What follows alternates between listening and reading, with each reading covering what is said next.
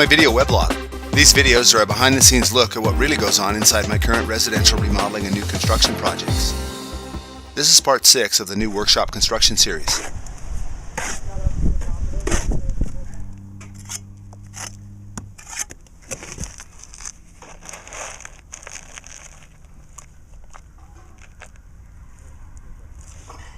When you build with bricks, you're creating something that can last for generations. It's not uncommon to find structures in complete ruin except for the masonry, such as a brick chimney or wall. For this new shop project, we are matching the brick veneer architectural detail of the existing house. Wes Hurd of Maverick Masonry is the contractor that is building the brick wainscoting here in the new shop.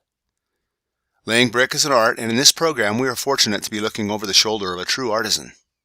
The first thing Wes did in preparation to build this wainscoting detail was to install steel angle iron lintels. This angle iron supports the weight of the brick. The angle iron is attached with steel pins drilled and driven into the side of the concrete slab. In areas where the brick sits above the concrete driveway or patio, we don't place the brick directly onto these surfaces.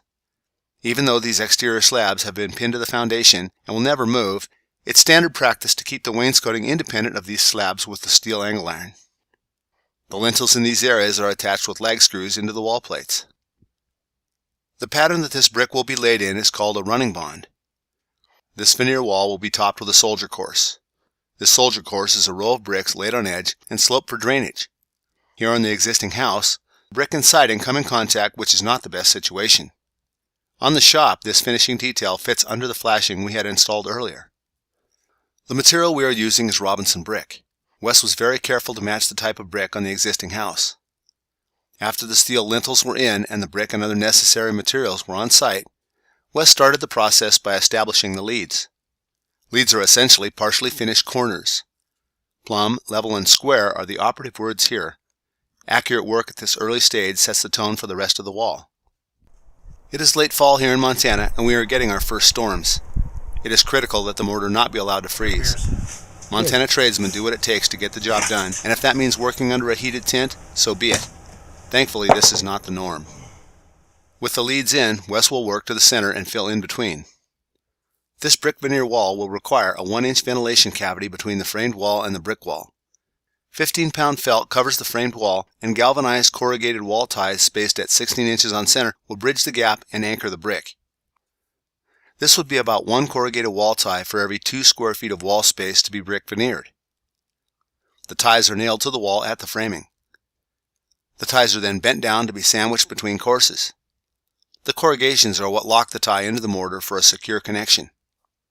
After a number of courses are laid and the mortar starts to set up, the joints need to be finished. Concave joints are best for both strength and waterproofing. As the fields are filled in at the center, each course is laid in an exacting fashion in relation to a string line. When the field is filled in and finished, the last step is cutting and setting the soldier course bricks on top of the wall and up under the pre-installed flashing. The leading edge of this course is again set in exact relation to a string line. This finished wainscoting matches well with the existing house and provides an attractive and durable finish to this building. Wes Hurd did a great job, and the owner is really pleased with the finished product. This ends part 6. In part 7, we will see the work and job site MO of a quality electrical contractor as they wire the shop. Thanks for taking the time to watch this weblog.